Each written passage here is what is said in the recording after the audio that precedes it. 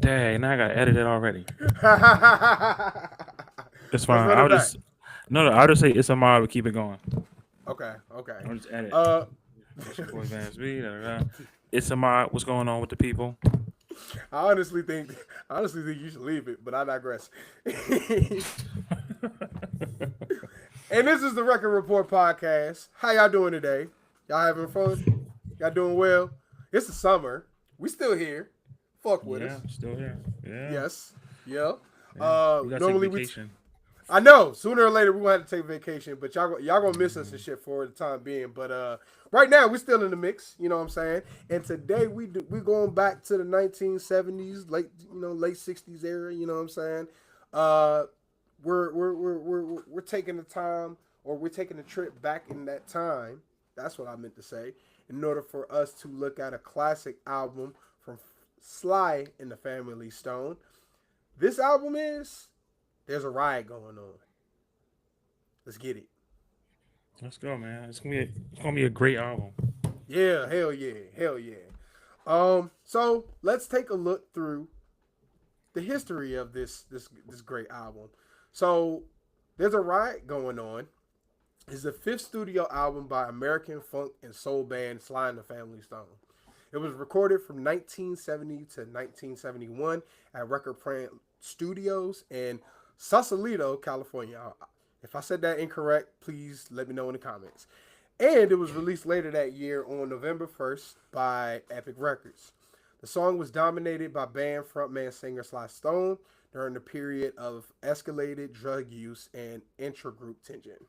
With the album, Sly and the Family Stone departed from the optimistic sound of their previous music and explored a darker, more challenging sound featuring edgy funk rhythms, a primitive drum machine, extensive overdubbing, and a dense mix.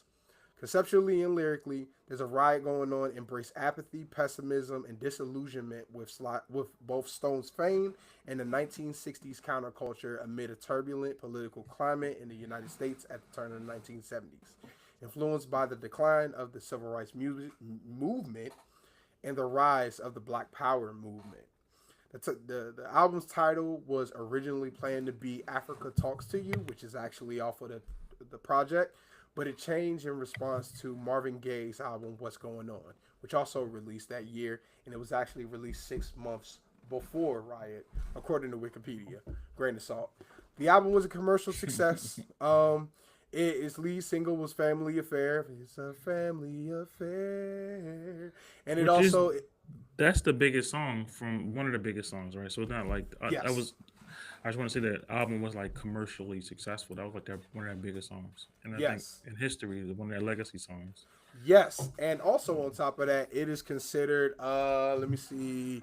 It's also sampled by a lot of people, but it's also placed nine. It was placed 99th in the Rolling Stones 500 greatest albums of all time, and then in 2020 it was listed as 82nd. So it actually rose. And on top of this, you know what I'm saying? It is a very critical piece to the career of Sly Stone and also his family. But I digress. Ahmad, we took some time to listen to this legendary album. We took a break from the rap, the hippity hop for a second, you know what I'm saying, to go back in time. What did you think about There's a Riot Going On? Wow, I think you made it. You picked a great album. I will say this album Thank you. was fun to go back and visit to. I think we talked about it before we got on, just before we hit record. It was like how timely it still is.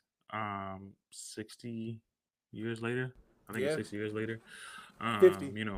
50 with all that's going on around the world, current events. It kind of felt how timely this still was, which says a lot about America, the things that Slav was touching on.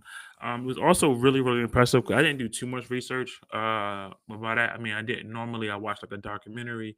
I think this one I just watched some interviews of his old interviews and some of his new interviews, recent interviews, should I say?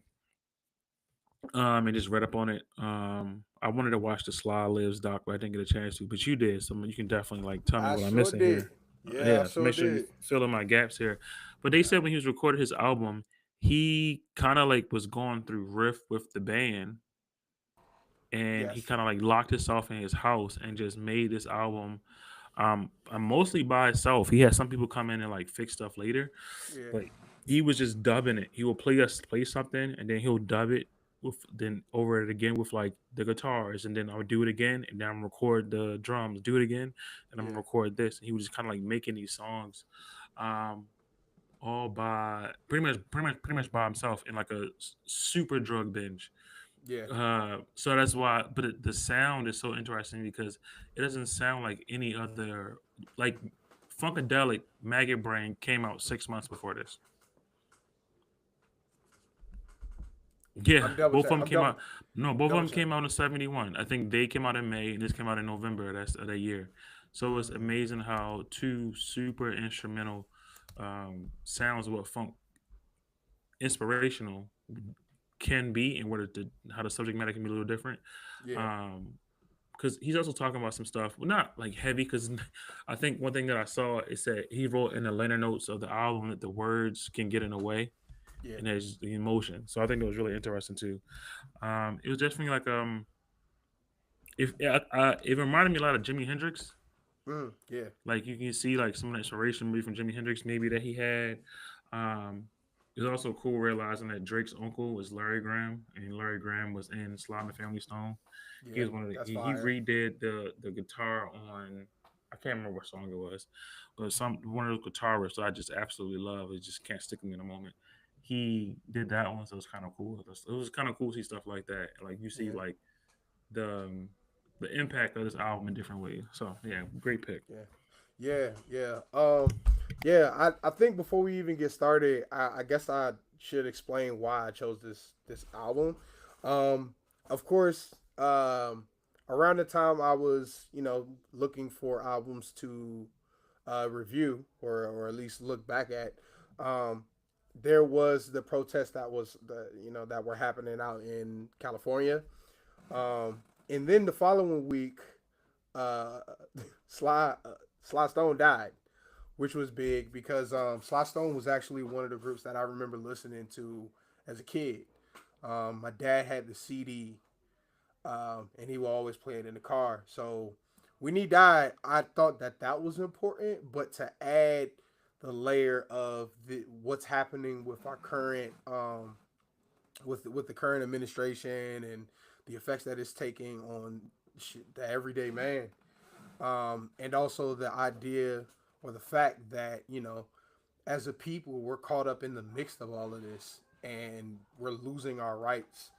It really feels like we're going through our own decline of civil rights, and we're moving into a certain point where we kind of have to find some way for us to survive in order for us to thrive. So when Sly and the Family Stone died, yeah, I was in the barbershop that my dad used to take me to as a kid as well. And I don't know, man, when everything just happened and to understand, to see what's happening in the news right now and across the country, I just thought that it was important for us to cover this and really appreciate the music that this man made, because I feel like so many people get lost in like the grooves and the vibes that his singles provided, or their singles, to be honest.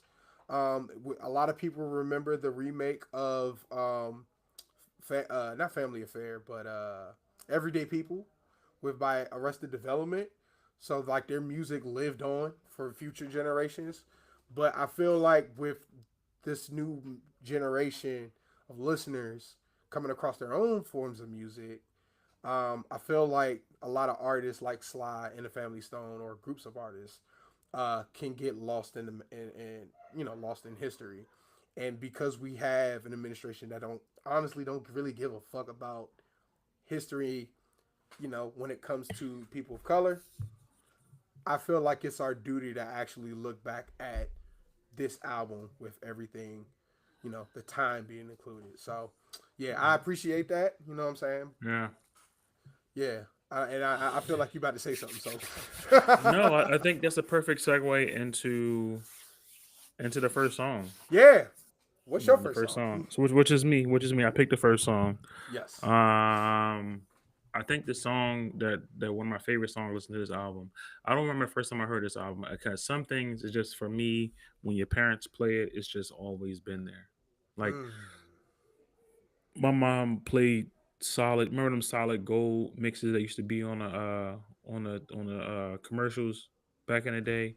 Solid Yes. gold 70s, solid gold 80s, and they had like all the hits. My mom Yes. had all of those, and she had like individual albums. She had like these towers in her room. She had like Yeah. the five disc CD changer. Yeah.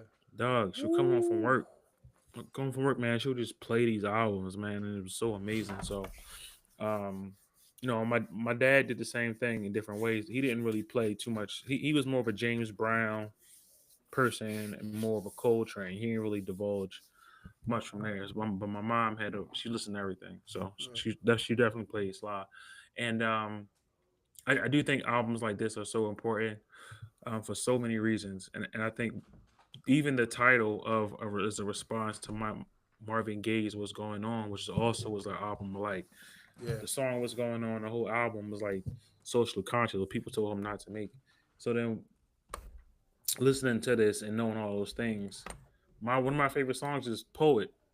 Mm. Um, Not only do I just love like the keys that you hear, it was like just a fun upbeat. I think that's him and Billy Preston. Mm. Um, it Legend. slided pretty much everything else, right? Billy Preston, a legend. Um, it's a simple song. It's no like a bunch of words. He says the same words just over and over. But what he's saying is like my only weapon is a pen and the frame of mind that I'm in. But that was powerful. Yeah, I do miss when listening to this and this whole entire album. You could say is a foundational piece for what came hip hop culture.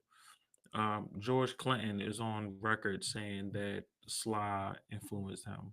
Um, That's right. Stevie Wonder said Sly influenced him to go from what he was when he first came out to what he went on to become, just challenging different elements of music and like pushing and things that you can use. Sly Stones was so he changed the sound of music. A lot of music was not sounding like this. Listen to albums before this and listen to albums after this. Sly Stone was like even his music was listen to everyday people and listen to this. Like it's a different level of instrumentation, different level of technology that he was using at the time. And he's also in a drug daze, so maybe he heard Yeah. stuff differently. But it sounds like hazy and it sounds like hard. But he's just saying all I got is my songs, my Yeah. songwriter. I'm a poet. My only weapon is my pen. And I really miss when musicians talk about stuff that's going on that's impacting people other than bragging about them in their lives. I really miss that, especially in hip hop culture. And then with all that's going on, when times are quote unquote good, times are bad, you still need somebody making some level of social consciousness. And God, I hate saying that word even when it comes to music, but I do miss it. So I listen to a song like this. One of the things that made it so poetic, irony, is just the fact Yeah. that it's simple, but he's just simply saying, my only weapon is my pen. And I wish so many other musicians with platforms realize that. But everybody's afraid. No one wants to be canceled, I guess, or take those risks. Yeah. But shout out to Sly. And again, he's not even saying nothing deep. He's just acknowledging his power. Yeah. I thought that's pretty significant. I think the cool thing about this, first of all, that's a really dope description of like not only the song but then like kind of like the simplicity of it. I think one thing that's really dope about this song is that aside from the power that it has from just being this dark and funky groove with just these, just these lyrics. My only weapon is my pen, and the frame of mind I'm in. I'm a songwriter, a poet, two times, and then and the things I flash on every day. They reflect. They all reflect on what I say. I'm a songwriter. I'm a poet. I'm a songwriter. Oh yeah, I'm a poet. Like the fact that like it's the fact that it's so powerful and it was created at a time where he was kind of in a purgatory creatively. It adds more layers of kind of what he was going through, you know, to the entire track. You know what I'm saying? I think at this time, and from what I saw in the documentary, he was trying to make, more militant music because the Black Panther Party was kind of pressuring him. However, he was also dealing with the fact that his record label wanted another stand because that was the previous hit that he had aside from other songs as well. And he was known, kind of like Stevie Wonder, for having these very light-hearted songs, these love ballads that were super dope and classics to this day, but they weren't saying much. So I think because he was dealing with issues with the record label, I think they went like a whole year without making like music. They put a greatest hits album right before this, which in some cases is kind of like the death note for somebody's music career, especially at that time. So for him to have something that was so dark, what I'm saying, so funky and so simple, it kind of showcases to me like kind of like his oh my god, what do you call it when like his writer's block. You know what I'm Writer's block. saying? Is about to say, yeah. Yes, it kind of showcased that for me because as a writer, sometimes you have that. Uh, I'm saying that personally, but it kind of felt like that, yet still dope in its own right.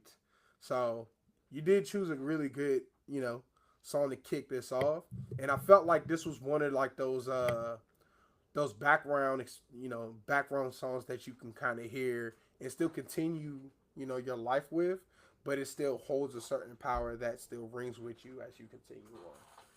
But yeah, the history behind, I think this is pretty dope because to know the history behind um, the album itself and to see that this song's on there, it kind of reminded me of Writer's Block in some cases. But it's crazy because it sounds, and I'm probably going to say this later on too. All of these songs, or a lot of these songs, they don't sound dark. When you look at Maggot Brain is like dark and scary. It feels like I'm watching Flying Lotus film. You know what I'm saying? But specifically for this, I think the scarier thing about this album is that it sounds so lighthearted, but it's dark as shit when you really look at it. And we'll probably continue on as we go uh, with the same observation. I I just digress. want to say I absolutely love in this song just the guitar and how I don't want to say just really make it cheap, just how funky it is. And I think that's a simple way of saying it, but it's just like it just strings you along this entire song through the drums, through like the Yeah, hand claps, through whatever sounds is that guitar is just it don't know, it's just like the quintessential line that they would use sample future times, even though the song wasn't sampled a lot. yeah, So yeah, I absolutely love this song. I thought it was also just a great song to start it off with, just thinking about like what the album stands for. So agreed, agreed. Shoot, it's my you go. next, yes sir. All right, we're gonna start it. We're gonna start it off with "Running Away." Mm. Yeah, yeah, man. "Running Away" is once again a very simple song, but I think this is when like, at the time, I listened to it and I liked it, especially when I was in college. This was a time where me and Dad was really connecting on like the old school music because I began to appreciate it because a lot of 80s 90s tracks was now being sampled in the 2010s, you know what I'm saying, throughout the blog era. But I specifically listened to this album when I was in college because I kept seeing it, around my dad. Like he always had it in the car. He had it like, in his serenity room, like up, hung up and stuff. And this was the song that always brought me to this album, despite the fact that I knew that another big single of commercial hit is on here. But the words are what really intrigued me the more I listened to it. So running away to get away, ha ha ha ha. You're wearing out your shoes, and then they got like the little breakdown in between. Man, it was dope as shit. Ooh, look at you fooling you. It just felt like, despite the fact that you're trying to run away from your issues, you're only making your situation worse.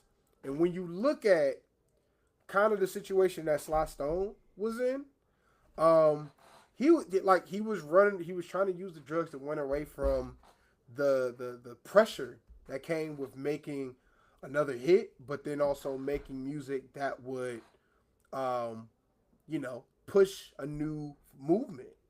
And he was dealing with that, yet he was still running away from his problems by just producing tracks that wouldn't go nowhere, or sufficing to his vices. So it was crazy to listen to this track, and it's still crazy to listen to this track, because when you just listening to it in the car and you're not really thinking about it, this song is a fucking jam.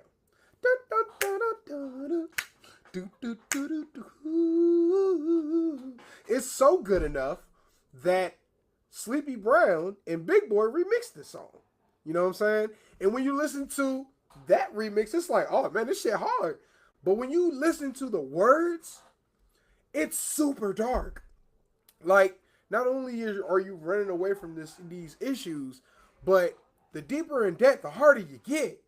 You need more room to play, but you ain't getting that shit anytime soon. You know what I'm Yeah, saying? that was yeah. They was spitting. I felt that That one. shit was hard, bro. I was like, damn. I was like, oh, I feel that one. You feel me?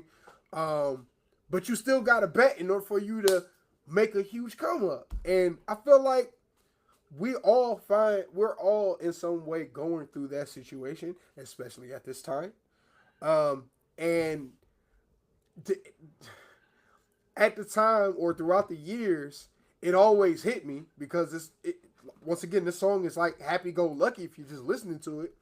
But man, like the fact that it had these darker elements and these super dark lyrics over a candy coated ass beat, you know what I'm saying, or candy coated ass instrumentals that is Hmm. that feels something like some of the bigger tracks that he made in the past. It was just mind blowing, man. It was fucking mind blowing, and I also felt like while this song was really dope and really important to the success of the album, possibly commercially, you know what I'm saying? I don't think it's a big like hit compared to another song we'll probably mention, but I do think that it does have it. It serves as a really good B-roll. I heard that drum kick. That was fire. But That's my favorite part of the song.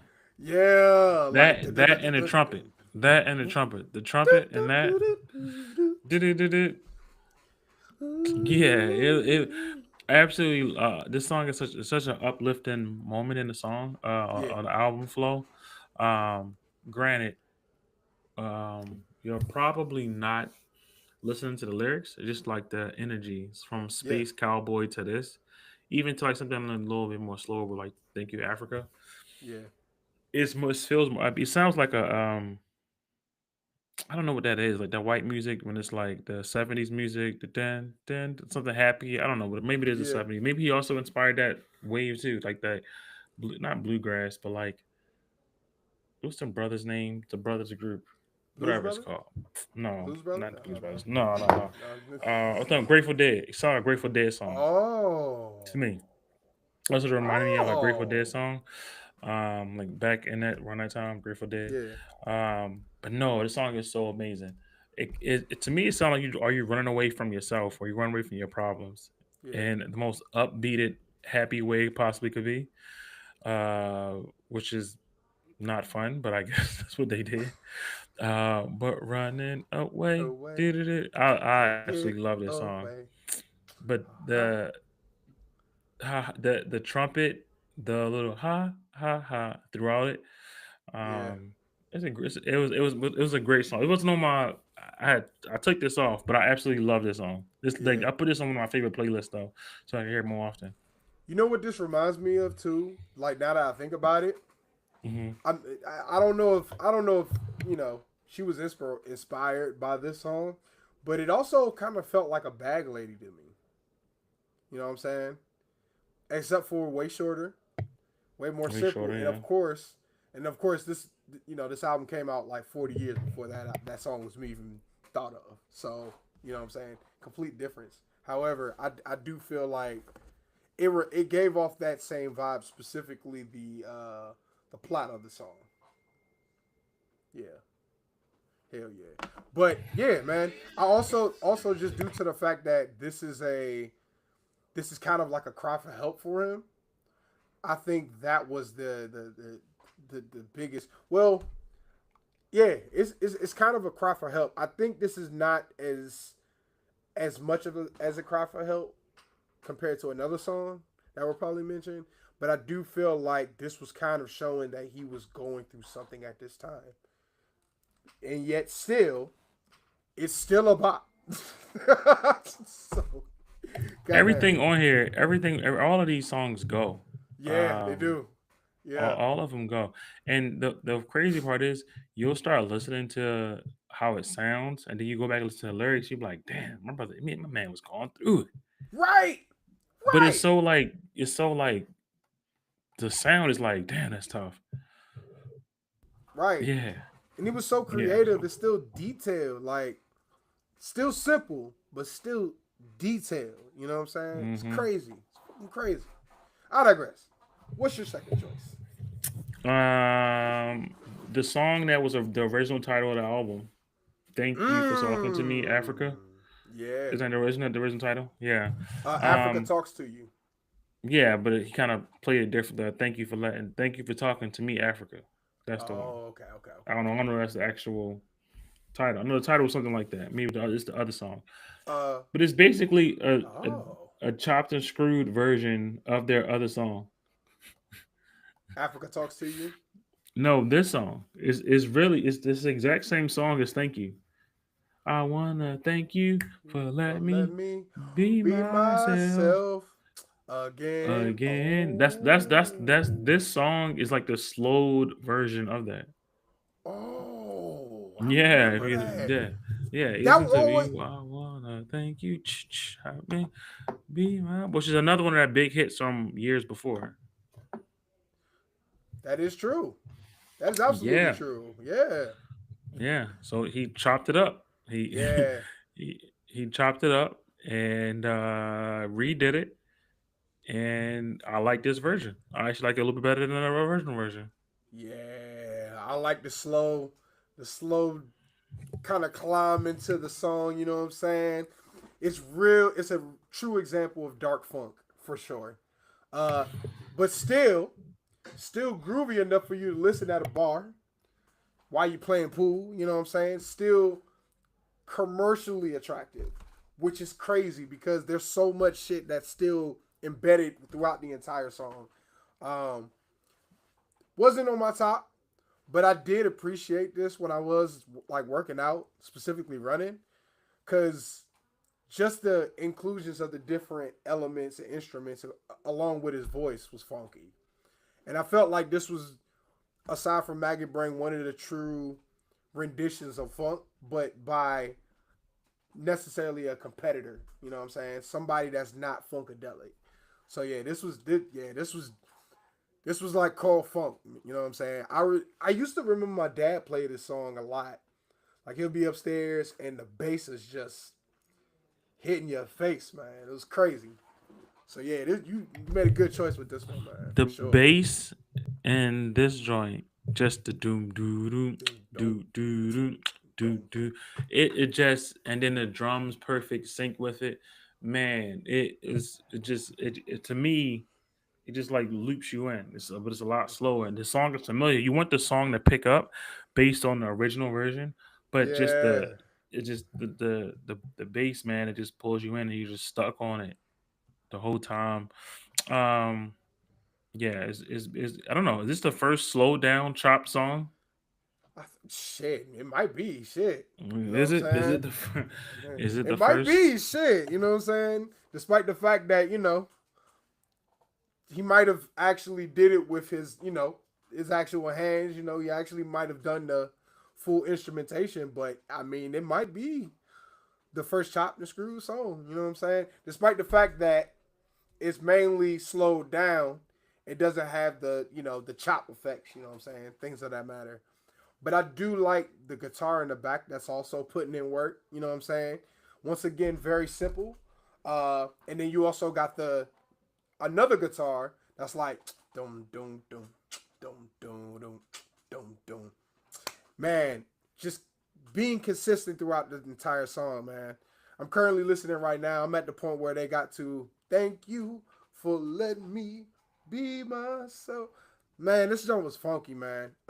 Again, a pure example of dark funk. And Even if you listen to, I'm sorry to cut you off. Even if no, you you listen fine. to the original version of "Thank You," it does sound like the upside down, the dark version of that song, Right, which is a very impressive creative feat. I gotta say. right. Once again, kind of I gotta creating the say. balance that he was struggling with at the time of him creating this album.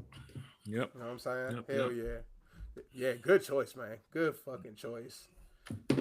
What you got? Shit. Okay. Next one is gonna be smiling. Smiling. I saw you. I caught you smiling. Smiling again. Um, yo, okay. So this was one of the songs that like, whew, this was a lot. This one was specifically. Hold on, let me make sure I got the. Cause I'm trying to look for it here. I hope this is on this album. Yep. Yep. Hold on. I don't think Smiling's on here. Oh yeah, yeah. It is. All right. I'm not tripping. Okay, cool, cool, cool. You caught me smiling. You caught me is in the beginning. This song was dope. I remember hearing this back in the day with my dad. This was the one, and at first I was just like, man, this is a dope ass song, man. You caught me smiling again. This was also another song that D'Angelo sampled or cover. He did a cover for. Um, but I think this song right here is his call for help. I think that this is the song that really showed me that some shit was really going on with him, and he still managed to produce this dope ass song. Because when you listen to the song, once again, it's very lighthearted. You know what I'm saying? It feels like an R&B song. You know what I'm saying? A song that you might be able to play at a cookout. But when you look at the lyrics, it kind of shows you what he's going through and the struggle that he's dealing with when it comes to his drug use. And that's honestly what my dad told me about back in the day. You know what I'm saying? Um, you caught me smiling again. That doesn't mean that, you smiling, you smirking, you're in a good vibe. Nah, that means that you're actually inebriated. You're honestly on something right now, and you caught me doing that. You know what I'm saying? Um, you long to climb a tree about me. That it's it's crazy. And once again, it's simple. He's not really saying much. He's using the music to actually, show you this scene, paint this scene for you. You know what I'm saying?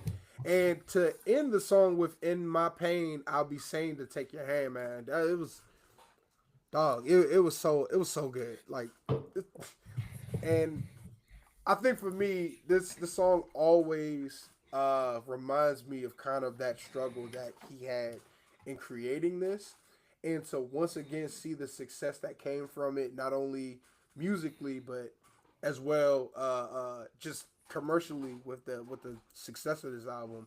It was really dope. Also, the remix of this was fire too. But yeah, to know that this was a song that showcase that struggle that he had with inebriates. You know what I'm saying? I think this song was, it had to be my second one. You know what I'm saying? Hmm. Music. Some of the best music comes from pain, and I could feel the pain that comes from this song, despite the fact that it's still a bop and it still goes. You know what I'm saying? And it's legendary too. I don't know who remixed it. Is it John Legend? You know what I'm saying? It might be, but this one was a classic one for sure. And once again, simple, very very attractive to the ear, but still has a message behind it.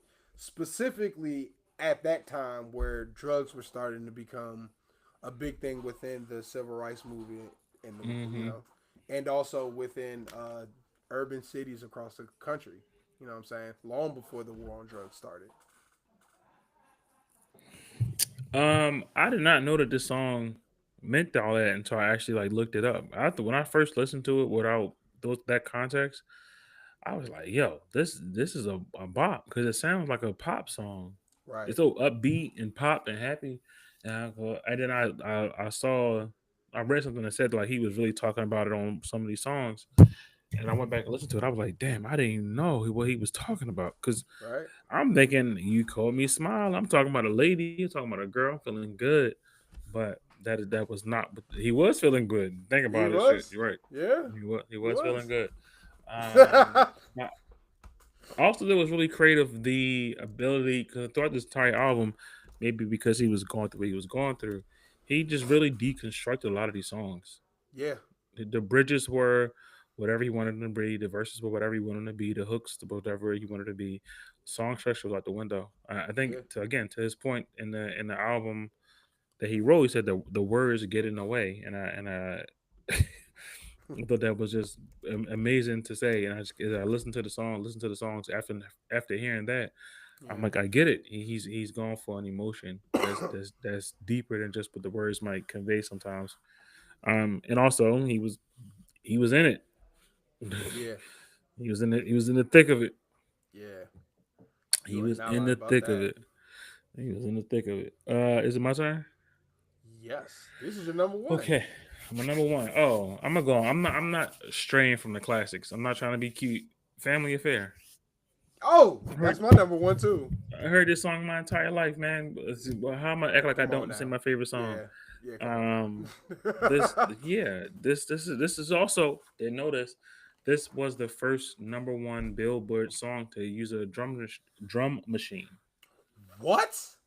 Yep, this That's was the first. Yep, yep. fire. It was the first song to hit number one. I used a drum machine, and Classic. changed history. Right. Right. It One changed of the history. early Changed precursors of history. hip hop, man. That's crazy. Yeah. So yeah, and I think this album is something like this song, the song that I've heard my entire life. Right. Before I knew what Sly Stone was, they played it at family events. They played it on 95.9. Played Yep. this in our commercials every summer. I remember that growing up. Family played it at family reunions. It's just one of those songs, man. Some of those songs, it just lives forever. Right. Mhm. Right. There's no It's specific like thing about a song I like. This song is just a part of my life. yeah. I agree. It's the same for me. I heard this at so many cookouts. Heard this so many times in the car. Heard this song so many times on the radio. Um, Once again, it still has that message in the back of the track. You know what I'm saying? It's not just about a family affair. It's simple again. You know what I'm saying? And it's legendary, man. Come on, man. We can't ignore its greatness. And I think from the start to the end, it's an essential Sly and the Family Stone song, and also an essential song, a part of our culture. You know what I'm saying? Any generation can listen to this song and enjoy it. You know what I'm saying? Understand. It's been a pivotal milestone of music that's been a part of our lives. You know what I'm saying? As a community. So this was already going to be number one. You know what I'm saying? And then just the song alone, man, like it's funky. It still has that same element. The fact that he did use a drum machine, it has an element of hip hop to it that was wrong before it was, actually created. You know what I'm saying? Or at least 2 years beforehand. Like, can't you can't knock its greatness. And I think that's why it deserves to be that number one. You know what I'm saying? Of course, we made that choice to do so, but you know what I'm saying? It deserved to have that number one spot because we both can't deny his greatness. You know what I'm saying? Uh, for sure. Oh, hold on. I can't hear you. I agree 100%. I think some songs just last forever. Yeah. It's not lost to me when I scroll down here and see that it was Billy Preston on the keyboard, and Another legend. Bobby Womack was on the guitar. What? Oh Mm, my God. Another legend, mm, man. mm. Hell yeah. Yeah, That's it's kind of crazy. who will look back and see stuff like that and be like, damn, Yeah, and then Sly on everything else, and then Rose Banks was singing. That's crazy. Bobby Womack was. I never knew that either. Like it's me kind of crazy neither. how that. One thing I did see, I think it's on Genius or maybe on Wikipedia somewhere. They said that Sly did not want this to be the single, but the label put it out anyway, Which, and it just hit. which that is true. That is actually true. They actually talked about that on the documentary. It wasn't supposed to be the hit, but come on now, like it's probably the most positive song and the most attractive. So of course they use that as the main single. But yeah, they did. They Mm-hmm. definitely mentioned that in the documentary as well. Um, Yeah, I wouldn't, I would actually, I don't know if you saw 1971 by Apple Music. It's actually a really good documentary, and yeah. they just show how music in 1971 changed the world and what was going on with music, and talked about like David Bowie, you talk about Marvin Gaye, talked Yeah. about Aretha Franklin, talked about Stevie Wonder. um, Stevie Wonder at that time in Mm, '71, talk about the Beatles. I think that's around the time right before John Lennon was assassinated. mm, So it's a great documentary. It's like over 5 episodes, 6 episodes. It's really good. I really just recommend it to people out there who like stuff like that. I would love if that was turned into a movie because I would mm. love to see Sly during that time period, maybe even a miniseries, but Sly during that time period because it sounded like he was having a really tough time. Yeah. It sounded like the brother he had this success. He was Early getting on. pressured early on, Mm, like right out the gate. Really, yeah.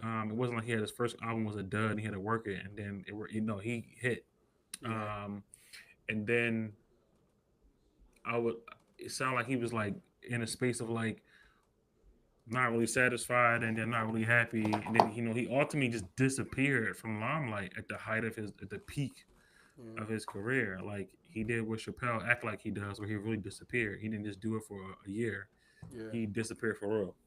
And I would love to know like what was going on in that time frame. Maybe I could also buy his book and read his autobiography. But like a movie would be cool, miniseries, because '71 was a crazy year. There's a lot going on. Yeah. Thus the title. He also had a lot going. He was also made his album going through like a drug thing Mm. in his house in L.A. So then also he was getting pressure from the Black Panthers to say Yeah. something and use Yes. your platform, trying to Yeah. hold him accountable. So I wish we Yep. could do more of nowadays. People got platforms, don't say shit. The Right. That Panthers, part. the Panthers was on him like, yo, you got a platform, you gotta say something, you gotta say something, say something. So I can't imagine that kind of pressure. The Right. pressure from the label telling you, I'm not putting out the song you want, I'm putting the song out. Like, yo, Right. that's probably sucks. Like he like, yo, I just want to make songs, man. I don't want to do a Right. deal with all. I didn't sign up for. So I just wonder Right. what kind of pressure he was under when he made this and everything went around it. So Right. Right. I agree. I do want to see because the way that the documentary elaborated, it's of course they hit the ground running and did it accurately, but mm, it would be dope to just see even how the studio was, how the studio looked. Like, take me to where he made it. You know what I'm saying? And I mm-hmm, mean that visually. You know what I'm saying? Make me. I want to see. And mind you, I'm just saying this as a consumer, so let me be just completely honest. But I am excited about this because I feel like Slime the entire group honestly need to have a whole mm-hmm, movie within itself because the way that this man was able to bring together different people and create so many albums before he got to this point is beautiful. You know what I'm saying? And they also talk about that in the documentary. He felt like he was kind of like the popular guy that knew how to, bring a team together and make beautiful music. You know what I'm mm-hmm, saying? But to see or to hear the fact that he was going through this entire struggle, you know what I'm saying, or this beautiful struggle in some cases, um, it means one thing to tell this story, but it's another thing to actually see it and see what he was going through. It might not be as accurate. It might just be more dramatized in some ways, But I feel like because his story is so important to music in the 70s, shit, music in the 60s too. I feel like there should be um, kind of a desire to actually tell his story in a more vivid way. You know what I'm saying? Because I feel like sometimes also the 70s can be romanticized, but when you go back and look at like CNN's kind of overall view of the 1970s, it was a fucking Mm-hmm. tough time. Sure, we were moving away from like segregation, but the 70s was honestly one of the it it was considered one of the most murderous decades compared to Mm-hmm. others. You know what I'm saying? But you also had the Black Power movement. You also had black exploitation music. You also movement. You know what I'm saying? You also had the sex revolution that happened in the 1970s. So and also the early forms of pride. What would be pride in the 80s Yeah. moving forward. So it's Yeah. like to see somebody that was kind of like a star who was making this heel turn in some ways, but still did it in a commercially successful way. I just feel like we got to be able to tell artist stories like this because this shit can fall to the wayside with this new generation of music. Despite the fact that let me be very clear, there are people that go back to songs like this and do something with them. I just feel like because we're at a point where, we're starting to see songs from the 2000s get sampled, it's going to be tougher for, I guess, future generations to get a hold of this sound. Yeah. You know what I'm saying? But I feel like us talking about it shows that it still lives on to this day. And songs like Family Affair truly show that it's still going to resonate with a certain section of our people. 100%, man. I think Sly Stone has songs that are like omnipresent, like Family Affair. He has songs like Everyday People that might be on movies and like commercials forever and stuff like that. But Family Right. Affair is like Frankie Beverly and Maze to black people. Frankie Beverly and Maze Mm. was not like any hits. He didn't. Yeah. He didn't have like a chart topping hit. But black people are gonna play Frankie Beverly and Maze in it for eternity. It's gonna be something you pass down each generation, and it's amazing. And I highly recommend people to go out there and get this album and listen. One, because the sonics of it all just is really mind blowing if you think about where people were with the technology they had in 1971 to make albums that sound like this. It was not like the technology they have nowadays. They was using instruments and he was just doing weird things with the guitar to make a weird sound and then use that sound and manipulate it, which is wildly impressive to do when you think about it. Like no one Yeah. was doing so many sounds before then. But then also listen to like the vintage artist thing where they have success and now they're suffering from their success. Oh my gosh, I'm like fucking DJ Khaled. When they suffering from their success, um, and the struggles that come with fame and pressure and stuff like that. I think it's beautiful. It reminds me of some like faces of Mac Miller. Yeah, Hmm. where he was at, the pivot Nice little he was callback. starting to make, um, dealing with a lot of the things. So wonderful, beautiful, classic album, Yeah. and everyone should go listen to this album at least Hell yeah. once and twice in their life, and then whatever song you love from it, listen to it forever and share it with a friend. For It's real. one of those. It's one of those. Absolutely Yeah. one of those. For real. Legendary Man, album. And if you catch this motherfucker on vinyl, go ahead and cop that shit. Cause man, me too. I was looking for it after you picked it. Like, damn, I wish I had it in bro, here. I'm so mad because I could have bought it and I bullshitted on it. Damn. The record store. There used to be this record store called C Depot. C I remember Depot, that. Mm-hmm. and they had this album in the in like the little back VIP section where all the good shit is. They had this album at one point, and I didn't have money at the time, or at least enough to actually buy it. And I was like, I'm gonna come back to get that album. That record store is closed, so now I'm looking for that shit again. You know what I'm saying? But I want that album. My dad still has it on CD. Don't know where he put it, but he still has that album on CD. Uh, so yeah, that's I want this album. This is like one of my holy grails, honestly. You know what I'm saying? Alongside Diamond Life, but yeah, Man, man. do you want to get into what we're listening to? Hell yes. Are you ready? You want me to go first? I think I can go first. All right, go Okay. ahead. All right. So I guess the first artist that I've been listening to lately, for some reason, my Spotify has been like just throwing me off lately. Normally, I get a lot of ratchet shit, and I love my ratchet shit. But lately, I've been getting a lot of like jazz, a lot of more relaxed, more refined kind of music. And then I also stumbled across this artist through my Spotify. Her name is Yasmin Lacey. Mm-hmm. Um, she is dope, man. She has a lot. She reminds me of not. She reminds me of Kim in some cases, but it's a little bit more refined. It's definitely like early 2010s, mid to late 2000s soul that I haven't heard in a while, which was a little bit more refreshing. So I've been definitely listening to um, a recent track that I stumbled across. You know what I'm saying? And also, she made this playlist on Spotify called Butter. So that playlist had kind of like the first song that I heard from her, which was "Ain't I Good for You."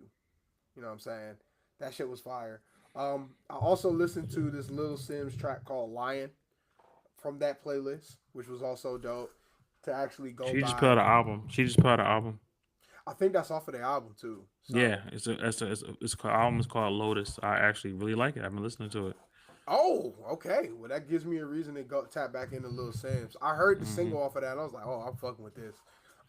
It's very different from her last project, which is fire too, Every album because she put out is different. which is so dope, Every bro. album she put out is different. Every album she put out is creative. Every album she put out is better than the last in some different Yep. way, and no one talks about it.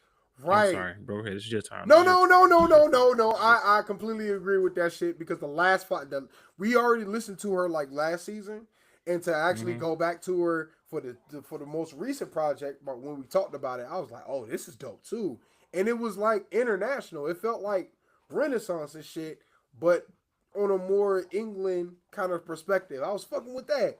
So like to see her come with this shit was a little bit more jazzy, a little bit more instrumental based. I was like, I'm kind of digging this. So yeah, I was listening to that new track, but now I know that she got an album out.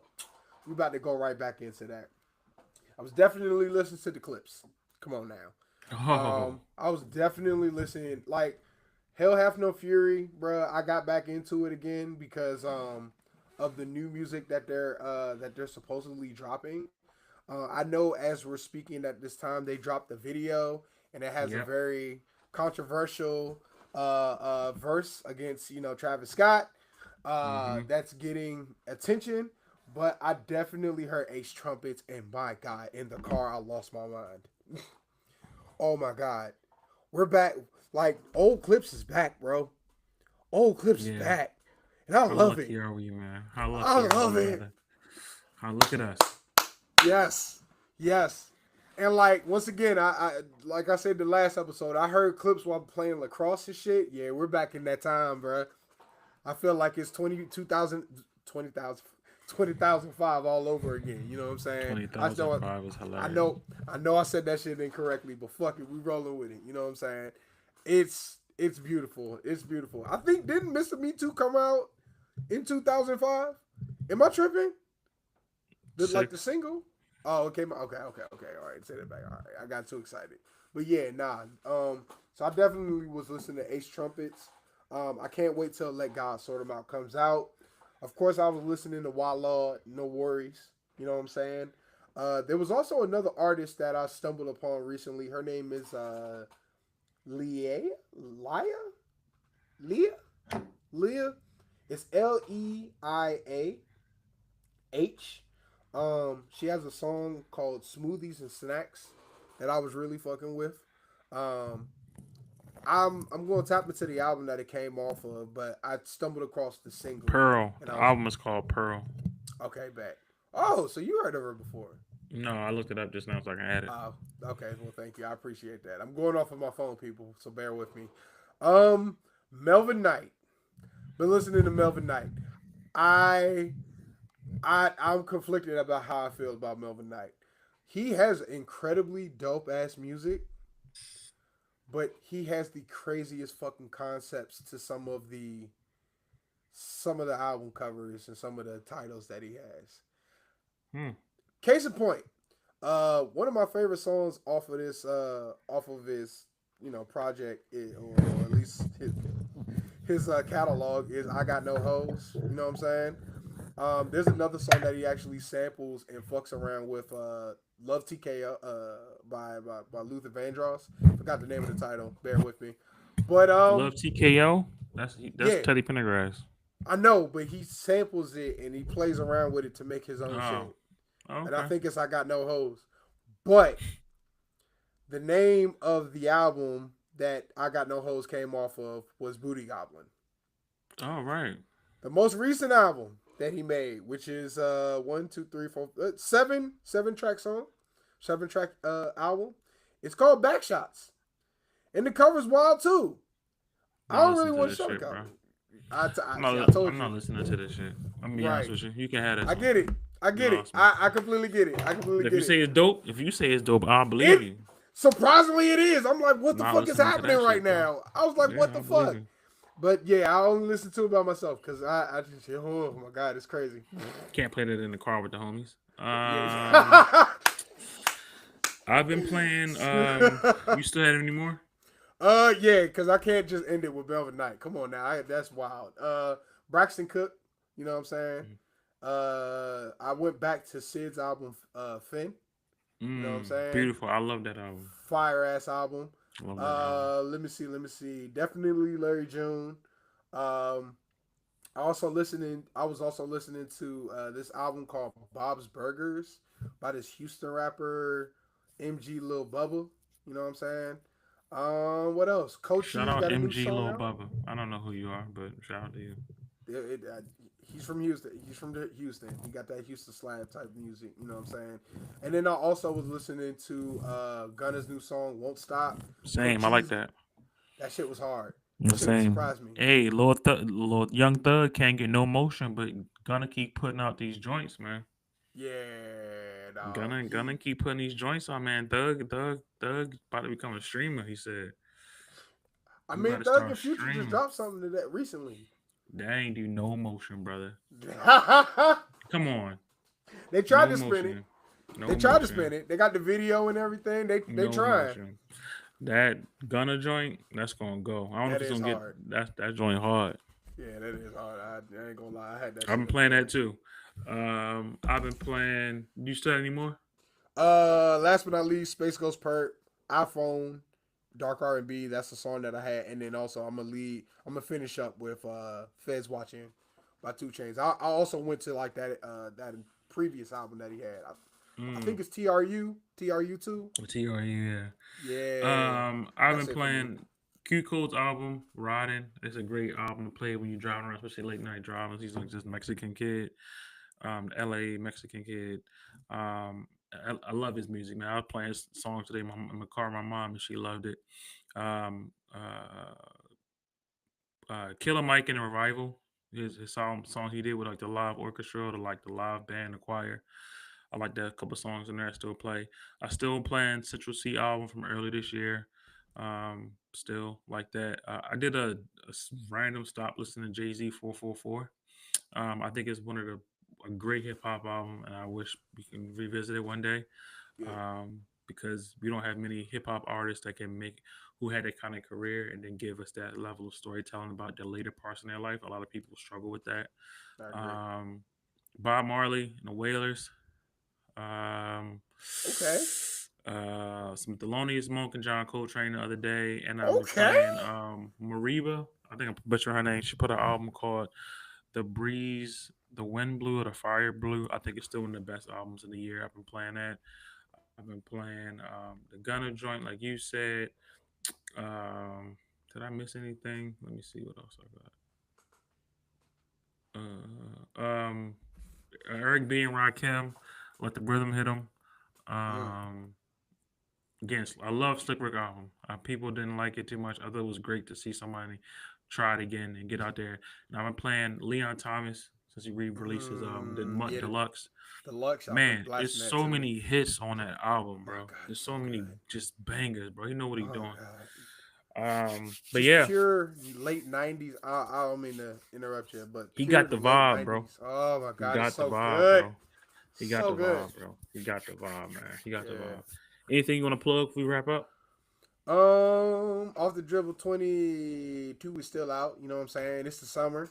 It's perfect for the summer. You know what I'm saying? For the hood chicks. You know, out there. You know, being outside and shit. You got some shit for the whip for you. You know what I'm There you saying? go. Other than that, I'm DJing this. I'm pretty sure this is not gonna come out before Friday, but I'm DJing this Friday at Shanklin Hall. So I'll let you know the Maybe the next Friday it episode. comes out. Maybe the Friday comes out. You can DJ in there again.